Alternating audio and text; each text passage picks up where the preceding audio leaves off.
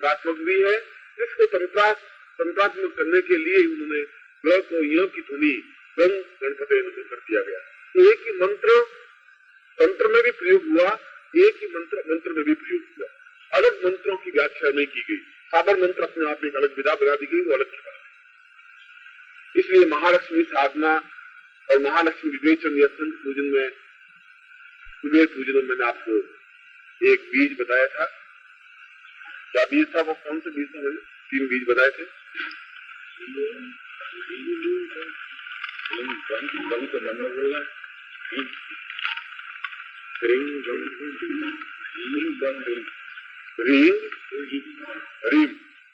रीम दंग रीम ऐसा बताया।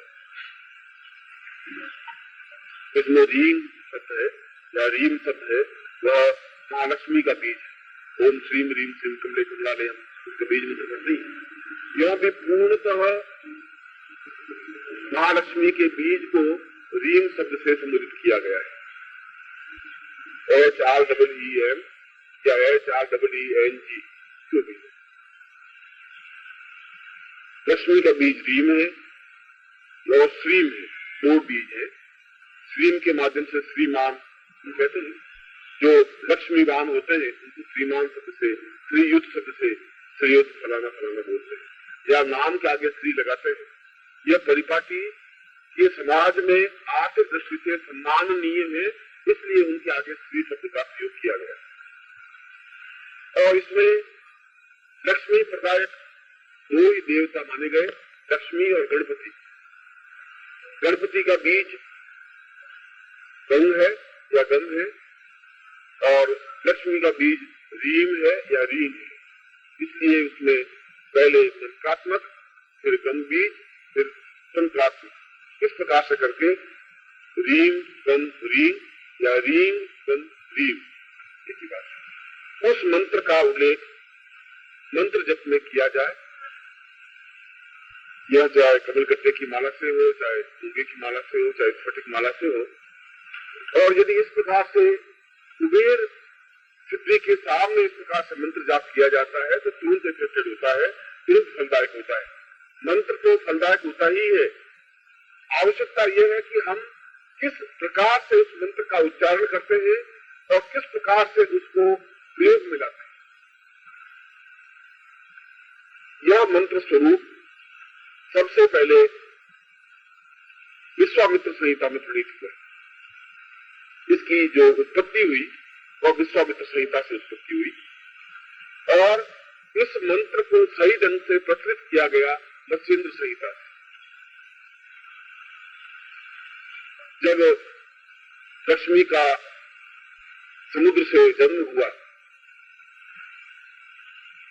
श्री रंभा विश्ववारुणी अमी शंख गजराज 14 रत्न निकले समुद्र मंथन में। तो उस लक्ष्मी का जब उत्पत्ति हुई तब देवताओं ने और दैत्यों ने दोनों ने श्रीम शब्द से और रीम शब्द से उनका पूजन किया। दैत्यों ने उसको श्रीम शब्द से पूजित किए और देवताओं ने उसको रीम शब्द से पूजित किया। जहाँ दैत्यों शब्द का प्रयोग कर रहा हूँ वहां कोई राक्षस नहीं है। दैत्य का मतलब कोई राक्षस नहीं, एक अलग जाति जो आर्यों से इतर जाति थी उनको दैत्यों से संबोधित किया गया। जाति वो वैसे की थी जैसे हमारी जातियां, वैसे ही लोग थे जैसे हम हैं। लंका का कोई रावण कोई अपने आप में कोई राक्षस नहीं था, दांत निकले हुए नहीं थे। वह आर्य नहीं था, द्रविड़ था। और आर्यों ने द्रविड़ों को दैत्यों के रूप में संबोधित किया। जिस प्रकार से हमने चीन को संबोधित किया कि चीन अजगर की तरह है, वो खा जाता है, बस पूरे समुद्र को ढील लेता है, बड़े राक्षस लोग हैं, वो मेढक खा जाते हैं। न मालूम कहाँ कहाँ कितनी कहानियां उनके साथ में जोड़ दी गई, इसलिए कि उसके प्रति एक वितृष्णा पैदा हो जाए और हम धर्म को परिवर्तित नहीं कर दे। आर्यों ने अपने धर्म को पूरी तरह से बांधने के लिए द्रविड़ों को राक्षसों के रूप में संबोधित किया। और ये मध्य प्रदेश के पठार से आगे का सारा हिस्सा उन्होंने द्रविड़ सभ्यता से माना, और इससे पूर्व पंजाब का पूरा हिस्सा और उत्तर भारत का पूरा हिस्सा उन आर्यों का माना। यहाँ आर्यों की उत्पत्ति स्थल था, अयोध्या हुई, मथुरा हुई, ये कृष्ण और राम और ये सारा उत्पत्ति स्थल जितना भी था ये सब आर्यों का उत्पत्ति स्थल था। वेदों की रचना सिंधु नदी के किनारे किनारे हुई पंजाब में, और सिंधु शब्द से ही सिंध शब्द बना, सिंध से ही हिंद और हिंद से हिंदुस्तान। मगर आर्यों ने उनको दैत्यों के रूप में प्रचलित किया, जिससे कि उन बालकों में, स्त्रियों में, अपने व्यक्तियों में किसी भी प्रकार से धर्म परिवर्तन की भावना नहीं आ जाए। इसलिए जब मैं दैत्य शब्द का प्रयोग करूं तो ये मतलब राक्षस दैत्य नहीं है। दैत्य ठीक उसी प्रकार से यहाँ आप दक्षिण में चले जाएं तो ये सारा शिव की जो सभ्यता हमारे पास आई है, शिव का जो पूजन आया है, ये तो हमारे आर्यों का पूजन है ही नहीं, ये तो द्रविड़ पूजन है, द्रविड़ों के द्वारा प्रचलित हुआ है। हमने तो शिव को माना ही नहीं, कभी शिव था ही हमारे जीवन में। हमारे जीवन में तो विष्णु का पूजन माना गया है, हमने दशावतार को पूजन माना है, 10 अवतारों की कल्पना की है, इसके अलावा कोई कल्पना ही नहीं थी हमारे यहाँ। ये शिव की कल्पना और शिव का पूजन सारा द्रविड़ सभ्यता से संबंधित है। कई वेदों में जितने मंत्र आए वो द्रविड़ सभ्यता से मंत्र आए, बाद में उसमें प्रसिद्ध हुए। और आज भी यदि आप मद्रास की तरफ चले जाए तो वहां पर शिव के पूरे भक्त मिलेंगे, सभी स्टेशन मास्टर मिलेगा, यहाँ त्रिपुंड लगाए हुआ, हाथ में झंडे लिए हुए। आप जाकर घूमते कभी रामेश्वरम जाइए, आप देख लीजिए, स्टेशन मास्टर को देख लीजिए, गार्ड को देख लीजिए, टीटीएम को देख लीजिए, सब बिल्कुल भस्म का त्रिपुंड हरेक लगाया हुआ होगा। हम तो उस धर्म को वैष्णव है चरण का टिकट लगाते ही नहीं है, क्योंकि हमें तो शर्म आती है बिंदी लगाते हुए। कुमकुम की बिंदी या चरण की बिंदी लगाएं तो शर्म आती है। और घर में हम किसी को कहते नहीं, पूजन करते। यदि टेलीफोन आ भी जाए, किसी साहब से बात करनी है तो साहब बाथरूम में, ऐसा नहीं कहते साहब पूजा रूम में बैठे, पूजा रूम में। तो हमें शर्म आती है, पत्नी को भी शर्म आती है पूजा रूम में कहते हैं। हम तो इतने कमजोर हैं मानस से, इसमें क्या बात है, कहते पूजा रूम में बैठे उसके बाद। और ऐसा कहते हैं, हमें भय होता कि हम बिल्कुल बैकवर्ड है, पूजन कर रहे हैं बिल्कुल बैकवर्ड, भगवान का नाम ले रहे हैं, बहुत घटिया बात, कितनी मजाक हो जाएगी आपकी पूजा के, हमारी धारणा बन गई। और आप कभी उधर जाए, रामेश्वरम की तरफ जाए तीर्थ यात्रा करने के लिए, मद्रास से आगे चले जाए, आप देख लीजिए जितने कर्मचारी हैं वे सभी कर्मचारी भस्म का त्रिपुंड लगाए होंगे। पुलिस होगा तब भी, और चाहे टीटी होगा तब भी, चाहे गार्ड होगा तब भी, चाहे शिव मास्टर होगा तब भी, शिव भक्त है और द्रविड़ सभ्यता से। धर्म के मामले में कोई कठोरता पूर्वग्रह की छूट नहीं है। इसलिए यह दैत्यों ने जब उनको श्रीम शब्द से संबोधित किया तो श्रीमान और श्रीयुक्त और श्रीपति शब्द द्रविड़ों की सभ्यता है, हमारी सभ्यता नहीं। द्रविड़ों की सभ्यता है कि रावण जैसा व्यक्ति उच्च कोटि का विद्वान और देवता बना, ये द्रविड़ था। और उसी के माध्यम से ये कुबेर साधना और लक्ष्मी साधना जो आपके हमारे बीच में आई है, वो द्रविड़ों की सभ्यता है, आर्यों की सभ्यता के अंतर्गत नहीं है। आर्यों में तो कोई मंत्र ही नहीं है, आर्यों में लक्ष्मी का मंत्र माना ही नहीं है, उन्होंने तपस्या के मंत्र माने। अग्नि देवता, वायु देवता, सूर्य देवता, चंद्रमा देवता, वसुदेव देवता, रुद्रा देवता, विद्या देवता, नर्तो देवता, विश्व देवा देवता, बृहस्पति देवता, इंद्र देवता, वरुण देवता, ये देवता माने। इसमें लक्ष्मी का कहीं नाम ही नहीं, उन्होंने लक्ष्मी को माना ही नहीं। द्रविड़ों ने कहा कि लक्ष्मी ही उतनी ही पूजनीय है, आवश्यक है, क्योंकि वह देवता के अंतर्गत। इसलिए लक्ष्मी पूजन या कुबेर पूजन या पूजन द्रविड़ सभ्यता के माध्यम से हमारे जीवन में आई है, आर्य सभ्यता के माध्यम से नहीं आई है। हमारे यजुर्वेद में इनके उल्लेख नहीं है। यजुर्वेद में मंत्र जरूर है, श्री सदे लक्ष्मी मंत्र है, श्री सूक्त का पूरा उल्लेख है, पंचदशी मंत्र से है। ये मंत्र सब द्रविड़ों के माध्यम से आए, क्योंकि फिर द्रविड़ों और आर्यों का समन्वय हो गया। द्रविड़ों की कन्याएं आर्यों ने हरण करके ले आए, शादियां की। सूर्यपन खान ने बाद में जाकर आर्य से शादी की। ये तो बाद में सारा मिस हो गया, और मिस हुआ तो उनके मंत्र भी हमारे यजुर्वेद में आए। अन्यथा यजुर्वेद के तो इसमें जो 4000 मंत्र हैं उसमें केवल 1100 मंत्र थे, बाकी 2900 मंत्र तो द्रविड़ों के द्वारा प्रचलित हुए। खैर ये वेदों की बात है, मैं वहां तक नहीं जा रहा हूं। मैं तो ये समझा रहा था कि रीम शब्द और रींग शब्द ये दोनों तंत्रात्मक और मंत्रात्मक है, और इन दोनों को अगर हम सही ढंग से इसको उल्लेख करते हैं, सही ढंग से इसका स्मरण करते हैं, सही ढंग से इसको पूजन करते हैं, भक्ति करते हैं, जिस प्रकार से मैंने उस दिन पूजन क्रम बताया है, जो अपने आप में एक अद्वितीय पूजन क्रम है। इसलिए कि द्रविड़ों का हमारा सारा जीवन, आर्यों का सारा जीवन हमारा जीवन हम अगर कहें तो हम सनातन धर्म मानने वाले हैं, और यदि कहें आपका कैसा जीवन है तो हम कहेंगे हमारा वेदोक्त जीवन, मर्यादा युक्त जीवन है। वेदों में हमारे लिए जो प्रचलित है हम तो धर्म को मानने वाले हैं, ठीक है।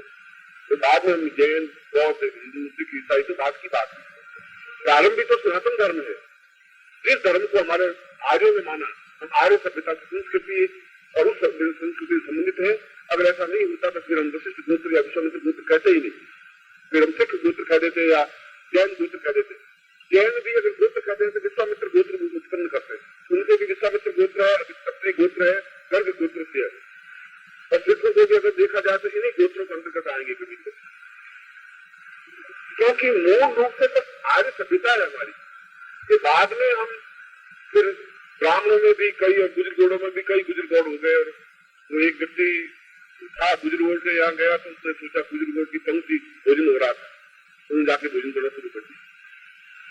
उन्होंने सोचा कि गुजरगौड़ गुजरगौड़ बस तो भोजन क्या रखी, तो किसी गुजरगौड़ ने पूछ लिया तुम कौन, कि मैं गुजरगौड़। ये कौन सा गुजरगौड़, तो ये साले गुजरगौड़ में और कौन से गुजरगौड़। तो ब्राह्मणों में फिर उपवर्ग बन गए, उपवर्गों में और उपवर्ग बन गए, और धर्मों में अंतर आता गया। मूल तो चिंतन, लक्ष्मी साधना, द्रविड़ सभ्यता के माध्यम से यदि इसकी पूजन किया जाए तो ज्यादा प्रभाव युक्त है। आर्य के माध्यम से ज्यादा प्रभाव युक्त है नहीं, इसलिए कि आर्यों की यह देवी नहीं रही। आर्यों ने इसको कभी महत्व दिया ही नहीं लक्ष्मी को, आर्यों ने तपस्या को महत्व दिया। और आज के युग में तपस्या का महत्व वैल्यू नहीं रखता, लक्ष्मी की तपस्या वैल्यू रखता। इसलिए जितने मंत्र, जितनी ध्वनिया, जितना उच्चारण और जितनी परिपाटी द्रविड़ सभ्यता में हमें मिलती है उतनी आर्य सभ्यता में हमें मिलती नहीं है। और यह सारा जो मैंने पूजन को समझाया, यह सारा मोक्ष संहिता के अंतर्गत प्रणीत है, विश्वामित्र संहिता के अंतर्गत। फिर मैंने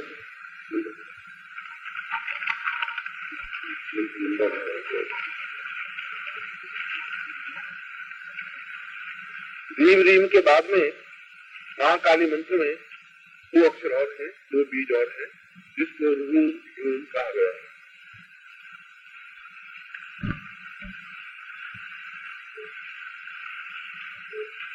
ये रूम शब्द पहला रूम वायवीय बीज है, और वायवीय बीज का मतलब है जो बलवान बीज है, जो बल, साहस, शक्ति, पौरुषता, कर्मठता, तेजस्विता प्रदान करे, वो वायवीय बीज।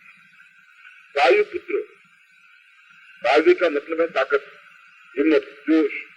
जीवन में महाकाली के माध्यम से जहाँ ये शुरू के बीच महाकाली, महालक्ष्मी, महासरस्वती से संबंधित रहे, वहाँ उसके साथ तेजस्विता का भी बीज दिया गया। और तेजस्विता का मतलब है यह वायु बीज है। और वायु बीज का तात्पर्य जीवन के वे सारे पुरुषार्थ जिसके माध्यम से हम पूर्णता प्राप्त करें। एक ही मंत्र में उन सारे बीजों को समावित किया गया है जो कि जीवन के आवश्यक अंग और अभिन्न अंग रहे। रूम, पहला रूम, WRUM, यह रूम वायवीय बीज। वायवीय से मतलब है वायु बीज। हनुमान को वायु पुत्र कहा गया है, पवन पुत्र कहा गया है।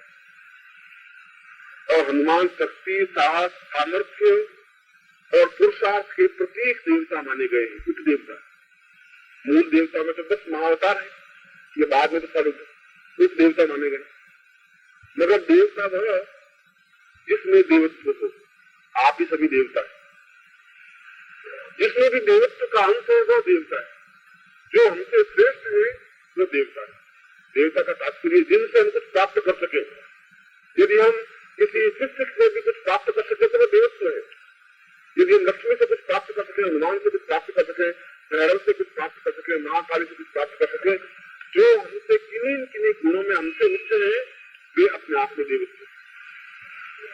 इसलिए यह वायु बीज है और इसको रूम शब्द से संबोधित किया जाता है। यह अपने आप में, यद्यपि मैं इसमें करवाऊंगा नहीं, मगर पिछले शिविर में हमने इसका प्रयोग करवाया। में जागरण शिविर में। इस प्रकार से उस दिन मैंने आपको ये बताया था कि किस प्रकार से तत्वों को जागृत करने के लिए पत्रिका करनी चाहिए। आपने एक दिन किया होगा, दूसरे दिन किया नहीं किया मुझे मालूम नहीं, मगर यदि मैं एक ही शब्द को और एक ही बात को तीसरी बार भी दोहराता हूँ तो इसका मतलब है कि कुछ बात में ताकत, क्योंकि साधक का तात्पर्य आपकी आंखें, नाक, कान, हाथ, आपका नाम कोई साधक नहीं है। साधक आपका अंतर मन है, आंतरिकता जो कुछ अंदर जो कुछ है वह तक साधकता है। बाहरी आवरण साधकता नहीं है। और बाहरी आवरण को आप साफ रख सकते हैं, साबुन से धो सकते हैं, पोंछ सकते हैं, सजा सकते हैं। आंतरिक आवरण को जागृत करने की क्रिया आपके पास नहीं, और आवश्यकता आंतरिक साधक को जागृत करने की। मन जो हमारे है, यह मन अपने आप में शरीर के अंदर जिसको कहा गया एक मन और दूसरे को कहा गया अंतर्मन, इसलिए दो शब्द बने। और कई बार आपने इनका अनुभव किया होगा,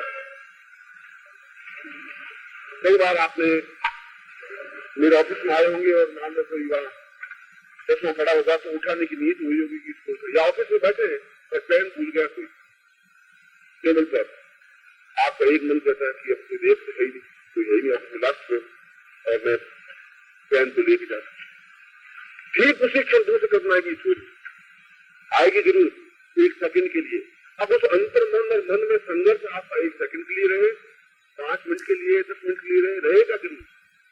अन्यथा अगर एक ही मन होगा तो एक ही विचार बिंदु बनता, ये विचार नहीं आते, परस्पर विरोधी विचार नहीं आते। परस्पर विरोधी विचार, कोई काम हम करें अच्छा बुरा तो एकदम से एक दिन आएगा कि ये काम करना बुरा है, हम कर लेते हैं, क्योंकि हमारा मन हावी हो जाता है उस अंतर्मन पर। अंतर्मन हमेशा पवित्र और दिव्य बना रहता है। मन हमारा बाहरी वातावरण से लिप्त रहता है। बाहरी वातावरण कहता है कि पैर से जेब में डालेगा तेरा हो जाएगा, दूर से चोरी हो जाएगी, ये तो मन कह रहा है।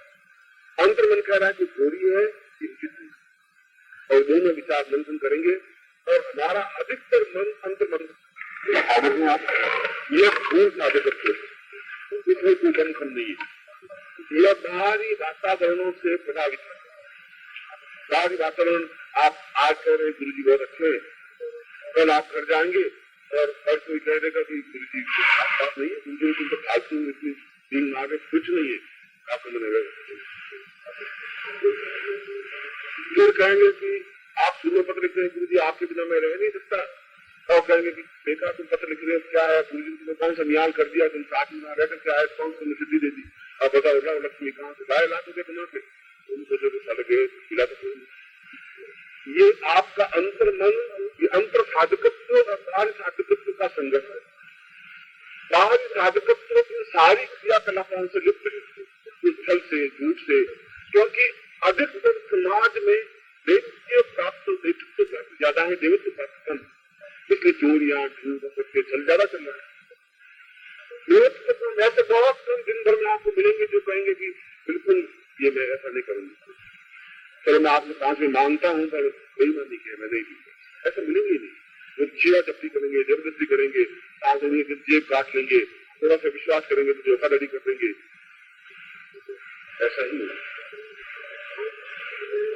जो समाज में 98% जैसी पर्सनैलिटी होगी आपके ऊपर प्रभाव उन्हीं लोगों का पड़ेगा। ऐसा ही तो लोगों को प्रभाव पड़ेगा जिनके आप बीच में खाते पीते उठते, जैसा वातावरण होगा जैसी आपकी भावना बन जाएगी। या आप 3 बजे सुबह उठ के मंदिर जाप करने लग जाते हैं और 8 बजे घर से उठ नहीं पाते।